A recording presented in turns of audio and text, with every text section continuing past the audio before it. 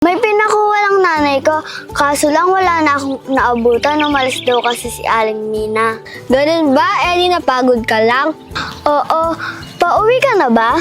Oo, uuwi na ako. Sama ka muna sa akin. Saan? Doon no, sa may bukid. Eh, anong gagawin mo doon? May nakapagsabi sa akin, full moon daw mamayang gabi. Maganda daw yung view doon.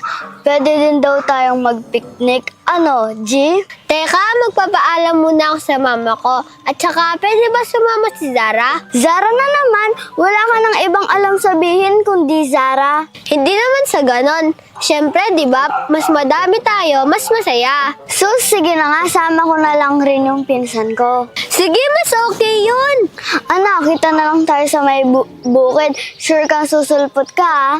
Oo, balikan ko lang pala si Zara. Sasabihin ko sa kanya. Puro na lang